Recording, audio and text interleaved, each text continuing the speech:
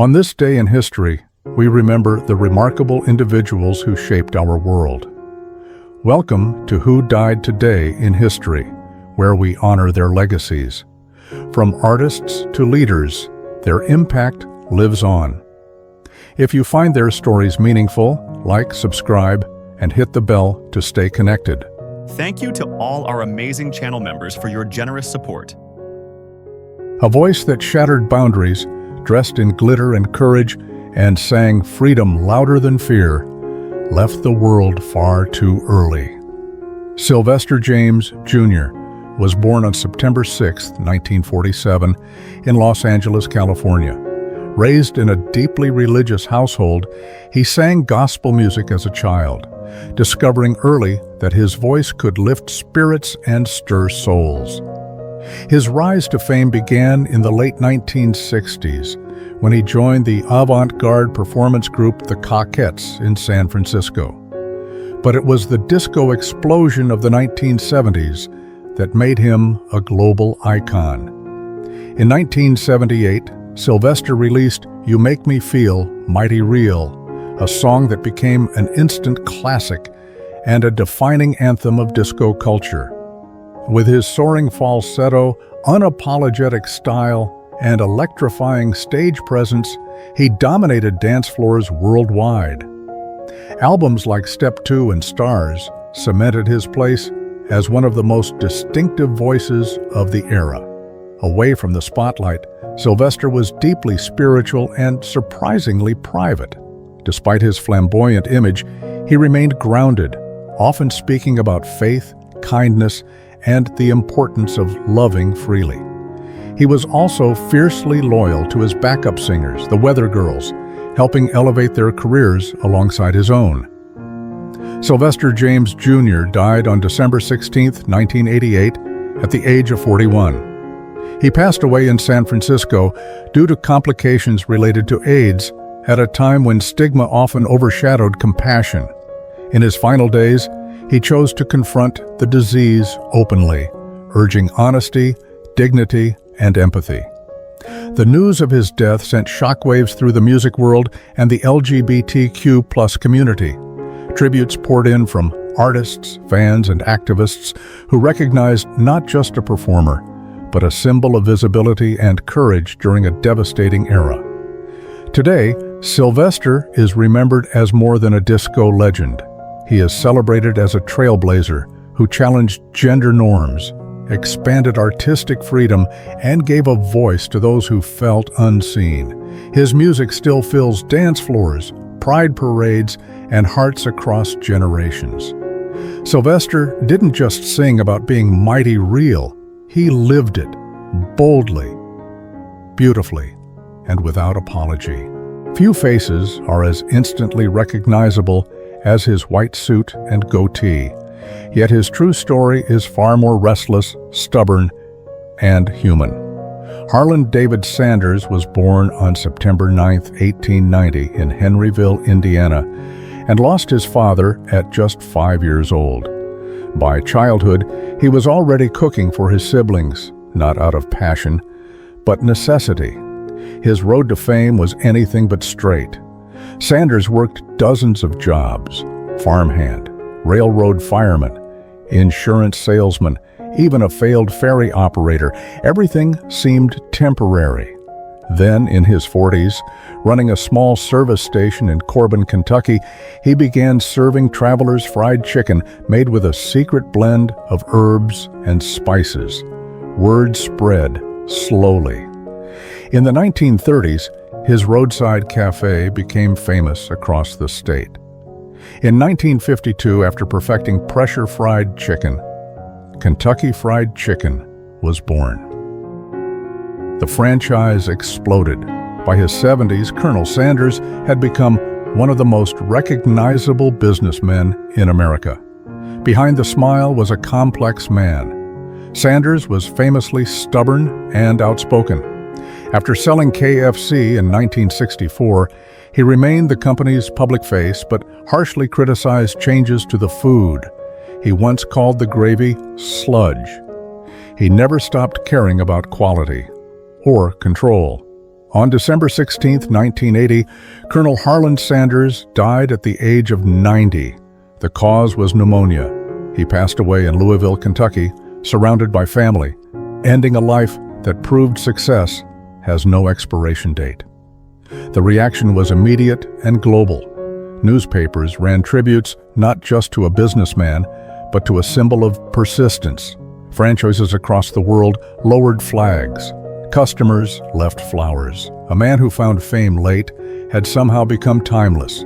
Today, Colonel Sanders is more than a logo. He represents second chances. Reinvention, the idea that failure is not the end, but preparation. His image still smiles from millions of restaurants worldwide, reminding us that perseverance can turn a simple recipe into a global legacy. Because some people don't chase success early in life, they wait, endure, and build something unforgettable when the world least expects it. Few figures in American pop culture became famous for both their voice and the controversy that ultimately reshaped their legacy.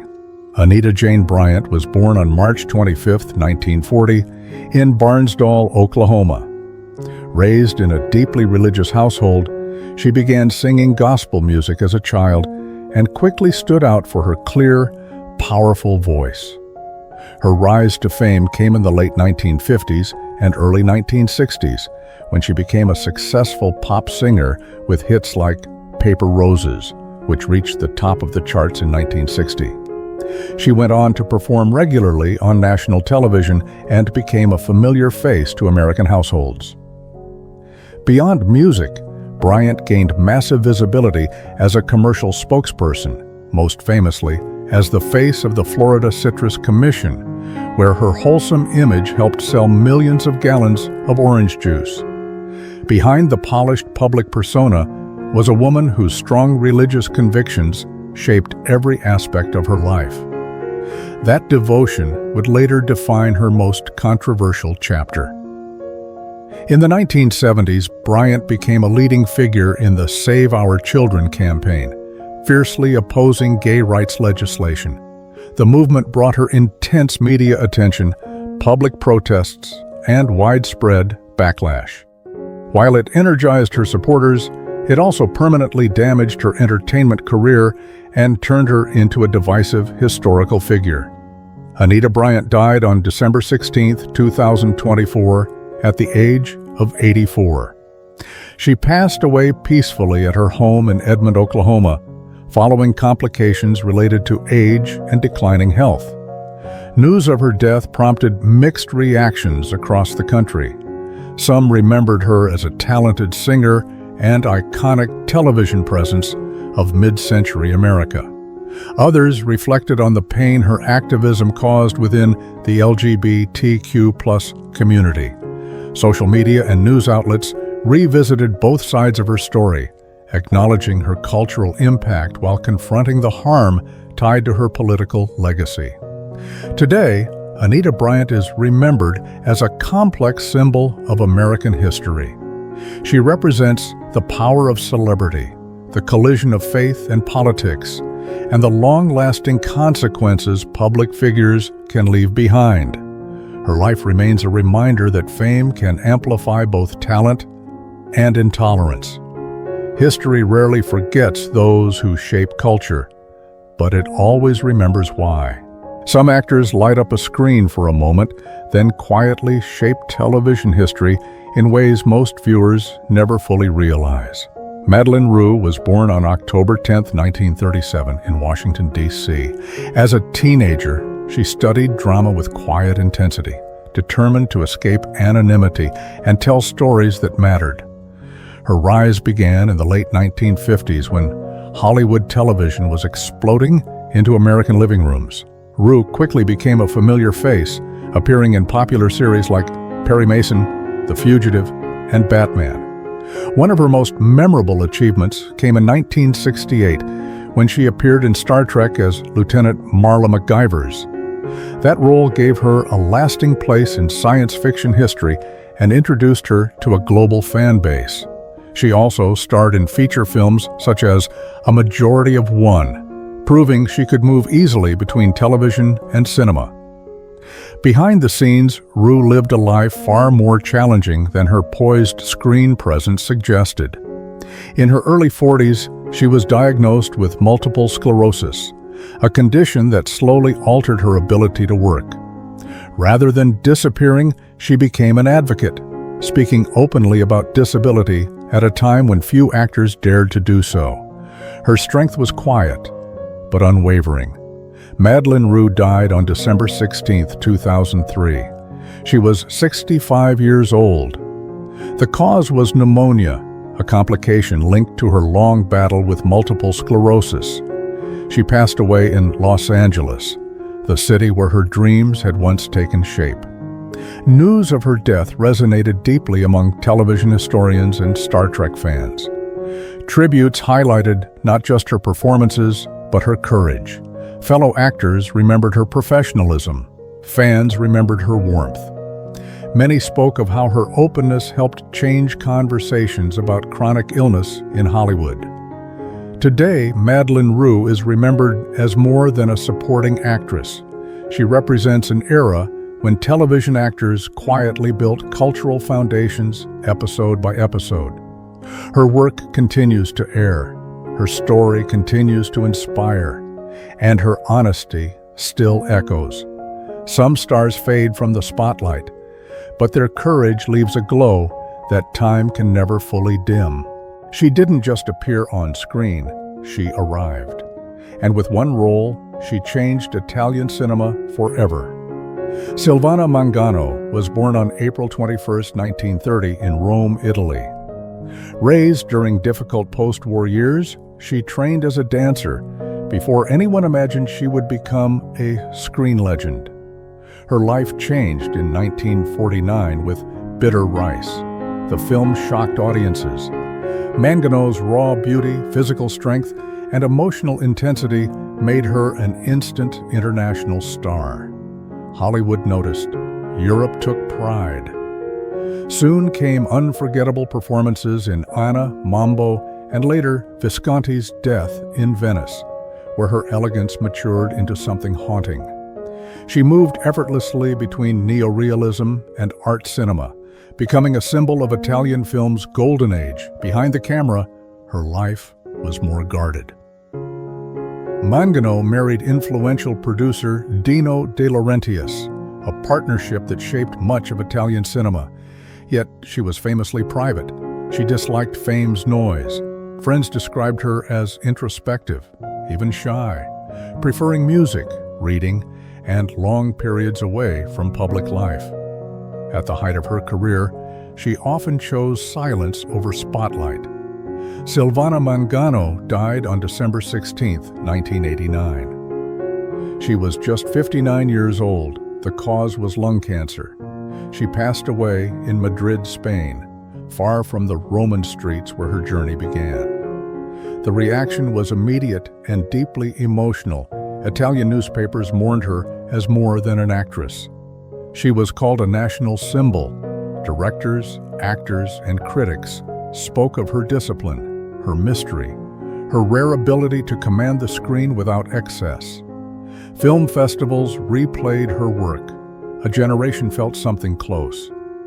Today, Silvana Mangano remains a reference point. Film students study her physical presence. Directors cite her restraint. Viewers still feel her power, even in silence. She represents a moment when cinema was bold, human, and unafraid of complexity. Not just beauty, but weight. Not just fame, but impact. Some stars fade with time. Others remain, quietly watching us from the screen, reminding us what true presence really means. She ruled the silent screen with elegance and mystery, then vanished quietly, leaving behind echoes of Hollywood's earliest dreams. Aileen Pringle was born on July 23, 1895, in San Francisco, California. She grew up surrounded by literature and music, and was classically trained as a pianist before acting ever called her name. Her rise to fame came during the golden age of silent cinema. In the early 1920s, Pringle became one of Paramount Pictures' most reliable leading ladies. Audiences first took notice in dramatic roles that demanded restraint rather than spectacle. Films like 3 Weeks and The Enchanted Cottage showcased her ability to convey longing, heartbreak, and quiet strength without speaking a single word. She worked opposite stars such as Rudolph Valentino and Lionel Barrymore, becoming a symbol of refined, intelligent womanhood on screen. At her peak, she was among the highest-paid actresses in Hollywood, trusted to carry prestige productions that valued emotion over excess. Away from the camera, Eileen Pringle lived a life marked by complexity. She was married 3 times, including a high-profile marriage to director James Cruise, but her most enduring love was for the arts themselves. After the arrival of sound films, she gradually stepped away from acting, choosing dignity over reinvention.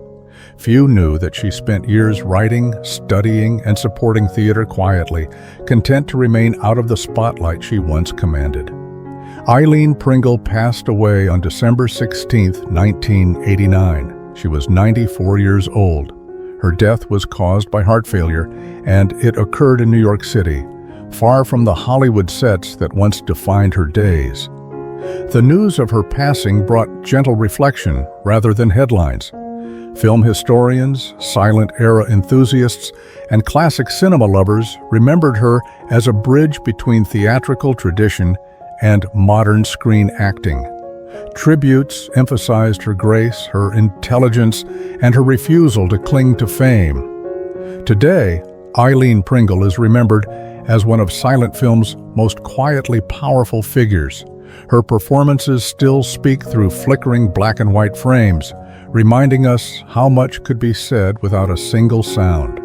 She proved that true presence never needs to shout, because even silence can leave a lasting voice.